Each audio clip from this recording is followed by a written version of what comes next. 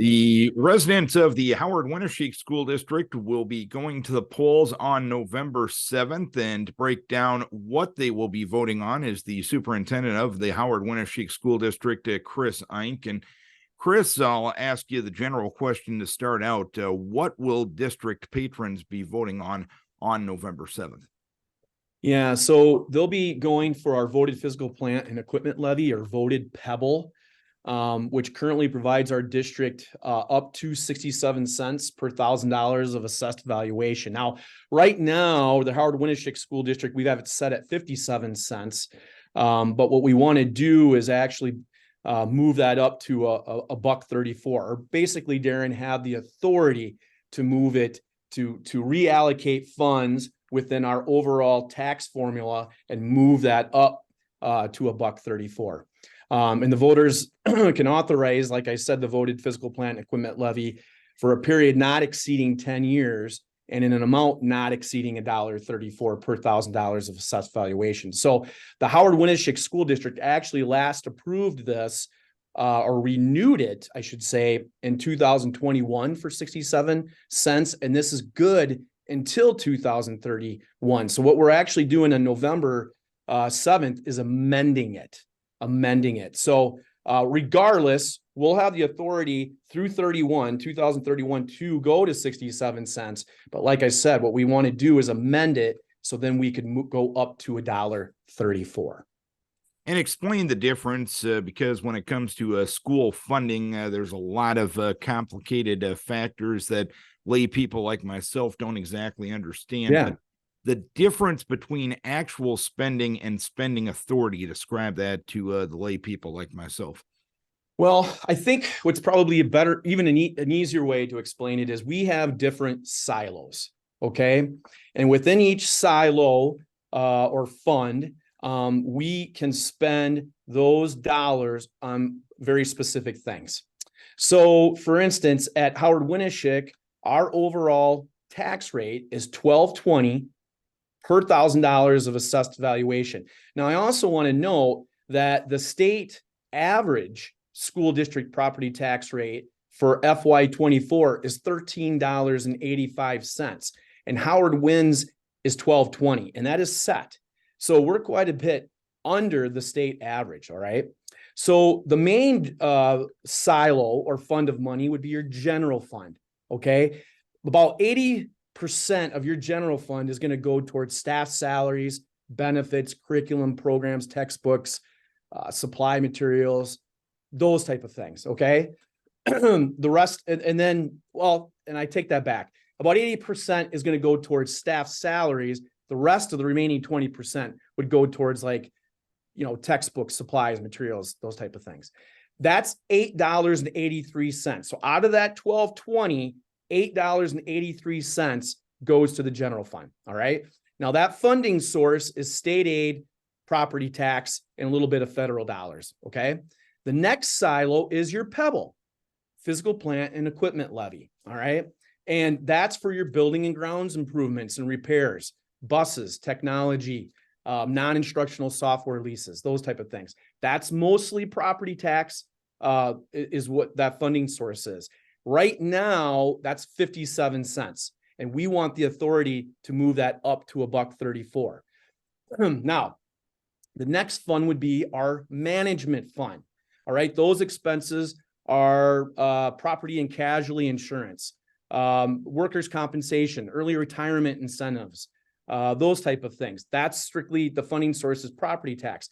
And here's what we're going to do. What we're asking to the public for when they go out and vote is to have the authority to take money that's already being generated out of the management fund, and that's $2.80.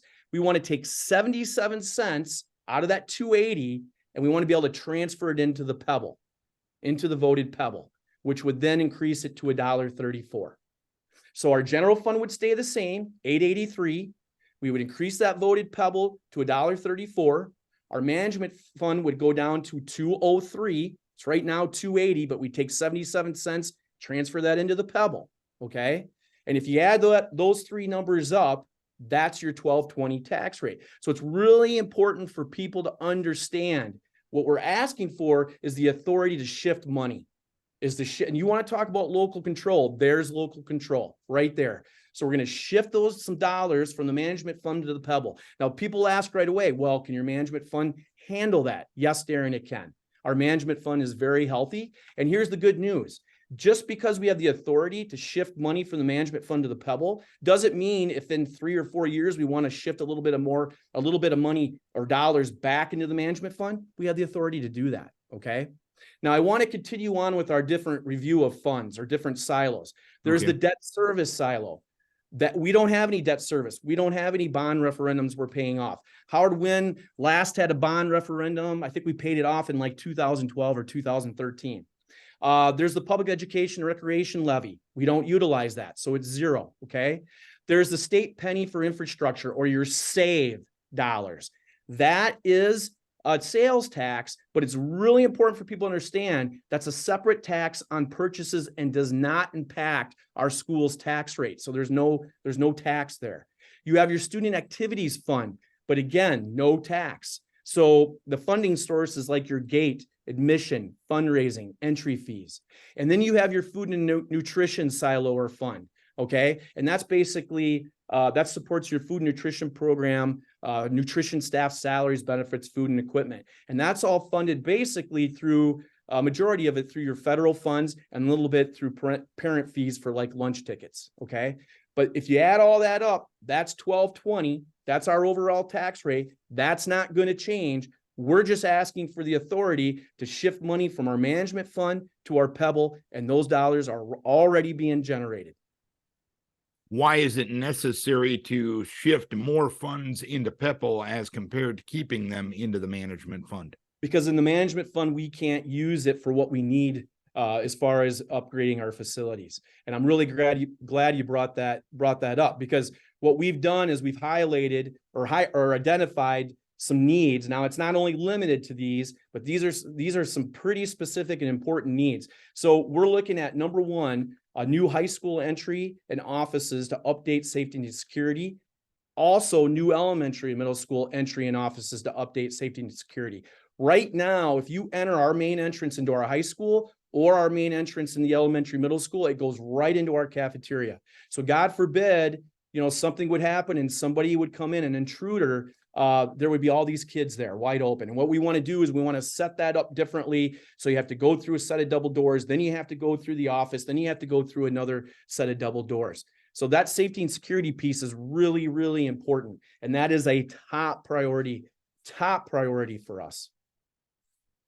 And what are some of the other identified needs that some of these and new Pebble dollars, if this measure is approved, will go towards? We want to expand our classrooms specifically for our special education, ELL, and general classroom needs. We would like to either remodel or build a new auditorium. We've done a really nice job the last few years sticking money into our athletic facilities, and we have some really nice athletic facilities. However, it's time to start focusing on our fine arts. So the auditorium, we want to update our high school vocal instrumental classrooms. We want to remodel or actually even build a new high school art room.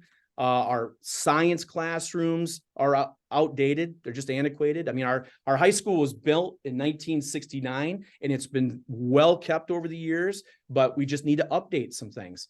So those are some of the other areas. Our high school parking lot is another example of we're going to have to stick some money into that to redo that. It's just not, it's old. It's just not in the best shape. The exterior of our elementary middle school building, believe it or not, that was built, that's coming up on 30 years that building was built. So there's just some need there as well.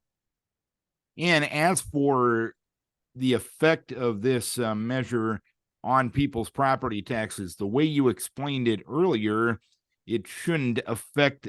Will not affect anything at all, correct? Correct. It will not affect. Now, I've had people say, well, how come our property taxes are going up? Well, that's dealing with valuations that we have no control over. But as far as our property tax rate, the school's tax rate, 1220, that's set. That's not changing, and it won't change. It doesn't need to change.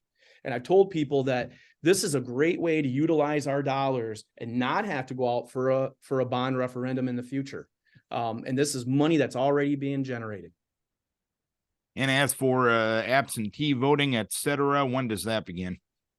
Yeah, if they go on our website, Darren, I have that information on there. I know the polling locations. I'm still working with the courthouse in Howard County to get that information on the website as well. But if they go to our website, they can find that. And is this a measure that just needs the simple majority? Yep. 50+1. Exactly. Anything else we need to cover regarding this important vote coming up on November 7th? No, other than if people have any specific questions, please feel free to call the school district or send me an email, reach out. We're doing a community forums. We went to Elma a couple weeks ago. Tonight, we're going to go to Chester at 6 o'clock, the community center. Next week, we'll be in Ridgeway at 6 o'clock.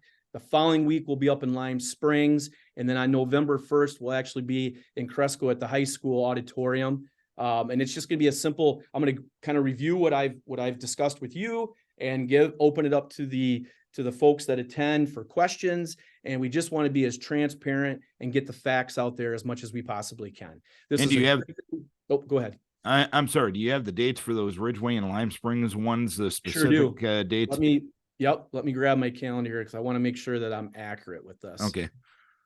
They are, so today is the 11th, and like I said, we are at Chester tonight at 6 o'clock. Next Wednesday is the 18th, October 18th. We're at Ridgeway Community Center at 6 o'clock. And then on Wednesday, October 25th, we'll be at the Lime Springs Community Center at 6 o'clock. And then on Wednesday, November 1st, we'll be at the Crestwood High School Auditorium at 6 o'clock. All right, Kris, we appreciate you taking some time to inform us about what your district residents will be voting on November 7th. As always, we appreciate the time. Thank you, Darren. Kris Einck is the superintendent of schools at the Howard-Winneshiek School District. PPEL vote coming up on November 7th.